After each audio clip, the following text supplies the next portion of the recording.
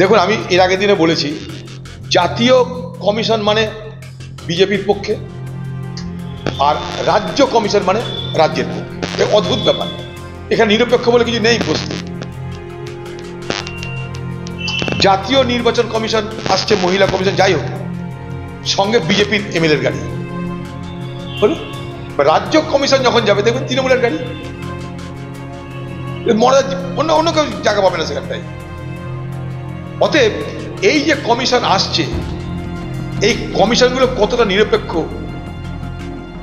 এটা দেখতে হবে। কারণ ইজা যাবে, সেও তো একটা অল্প বয়সী ছেলে মারা গেছে। মুসলমান মারা গেলে সেটা মৃত্যু নয়, হিন্দু মারা গেলে সেটা মৃত্যু। এ ভাবনা নিয়ে তো আমরা চলতে পারি না। মৃত্যু মৃত্যু, তাদের পরিবারে মৃত্যু হয়েছে, তাদের কান্না। হিন্দু পরিবারে মৃত্যু হয়েছে, হিন্দু পরিবারের কান্না। সেই কান্নার ভাষা কিন্তু এক। হিন্দু পরিবারের মা তার স্বামী হারার কান্না কাঁদছে, তার চোখের জল যেমন।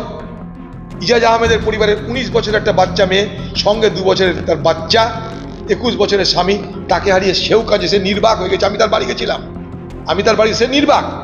দুটো মায়েরই কিন্তু একই বুকের যন্ত্রণা।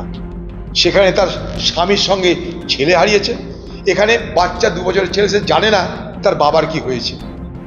বড় বেদনাদায়ক এই ঘটনাগুলো, উপাখ্যানগুলো।